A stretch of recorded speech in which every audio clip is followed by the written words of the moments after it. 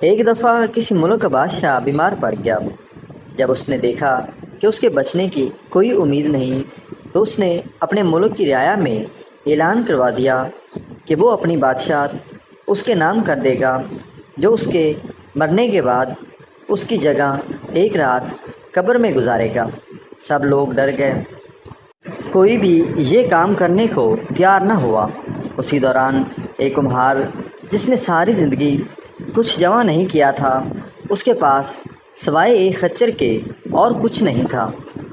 اس نے سوچا کہ اگر وہ ایسا کر لے تو وہ بادشاہ بن سکتا ہے، اور حساب کتاب میں کیا جواب دینا پڑے گا، اس کے پاس تھا ہی کیا، ایک خچر اور بس۔ اس نے اعلان کر دیا کہ وہ ایک رات بادشاہ کی جگہ قبر میں گزارے گا۔ بادشاہ کے مرنے کے بعد لوگوں نے بادشاہ کی قبر تیار کی اور وعدے کے مطابق کمہار خوشی خوشی اس میں جا کر لیٹ گیا اور لوگوں نے قبر کو بند کر دیا۔ کچھ وقت گزرنے کے بعد فرشتے آئے اور اس کو کہا کہ اٹھو اور اپنا حساب دو۔ اس نے کہا، حساب کس چیز کا؟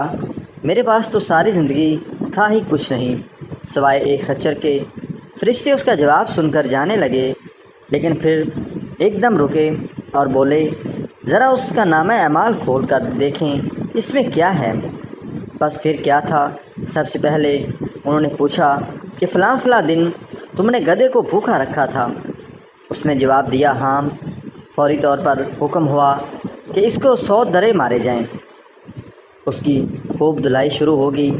اس کے بعد پھر فرشتوں نے سوال کیا، اچھا یہ بتاؤ، فلاں فلاں دن تم نے زیادہ وزن لاد کر اس کو مارا تھا۔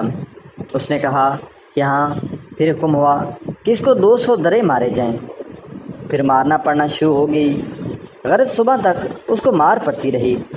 صبح سب لوگ اکٹھے ہوئے۔ جیسے ہی انہوں نے قبر کھولی تو اس کمہار نے باہر نکل کر دوڑ لگائی۔